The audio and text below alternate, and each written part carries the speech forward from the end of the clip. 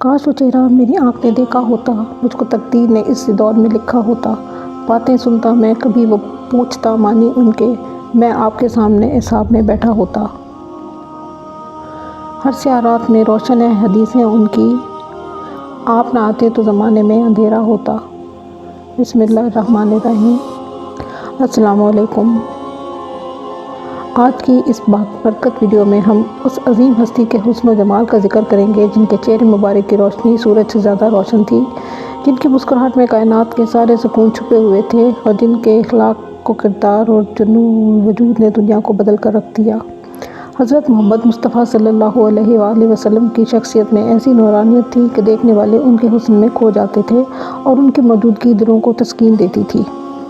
چلیے ذکر مصطفیٰ صلی اللہ علیہ وآلہ وسلم کی روشنی سے اپنے دل و دماغ کو منور کرتے ہیں اور جاننے کی کوشش کرتے ہیں کہ نبی کریم صلی اللہ علیہ وآلہ وسلم کی خوبصورتی تاریخ کی بے مثال خوبصورتی تھی اور اس کے بارے میں قرآن کریم اور صحابہ اجمعین کیا کہتے ہیں۔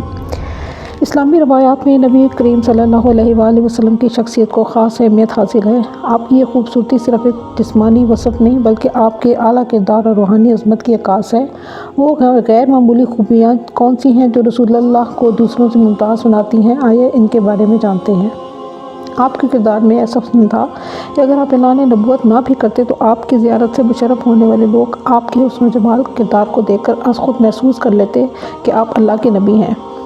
آپ کی ظاہری خوبصورتی اتنی متاثر کن تھی کہ صحابہ آپ پر ایمان لانے سے پہلے ہی آپ کی شخصیت سے متاثر ہو جاتے تھے۔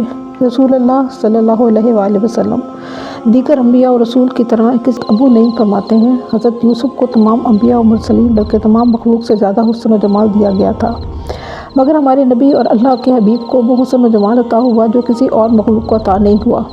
حضرت یوسف کو حسن جمال کا ایک جز ملا تھا اور آپ کو حسن کل دیا گیا۔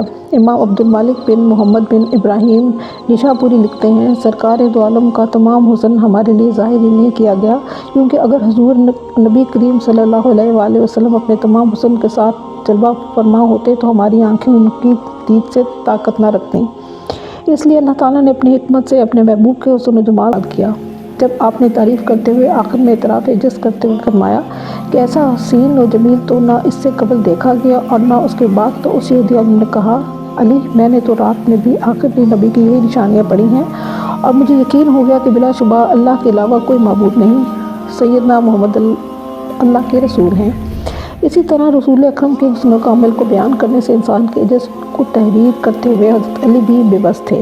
حضرت خالد بن ولید جیسے جلیل القدر صحابی رسول جن کو امت نبی سیف اللہ کے لقب سے پکارتی ہے، وہ بھی اسی عجز کو بیان کرتے ہیں۔ چنانچہ روایت میں ہے کہ کسی سائل کے جواب میں آپ فرماتے تھے، قبیلہ کے سردار نے حضرت خالد بن ولید سے پوچھا کہ ہمیں حضرت محمد مصطفیٰ صلی اللہ علیہ وآلہ وسلم کی تعریف سنائیں، تو حضرت خالد نے فرمایا کہ میں حضور کی تعریف مفصل طور سے بیان نہیں کر سکتا۔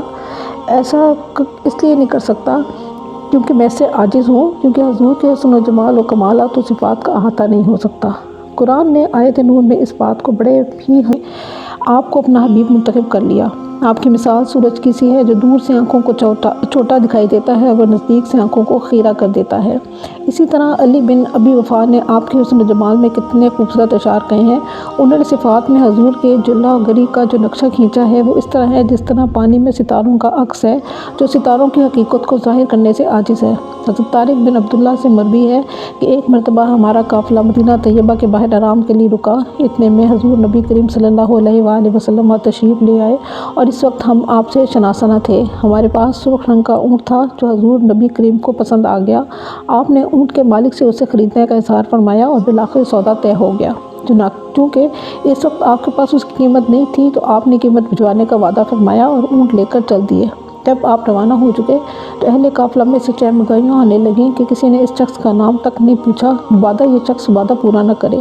لوگ اس قسم کی قیاس آرائیاں کر رہے تھے کہ قافلہ سالار کی بیوی اہل قافلہ سے مخاطب ہو کر کہنے لگی، اللہ کی قسم میں نے اس شخص کو زیارت کی ہے، اس کا چہرہ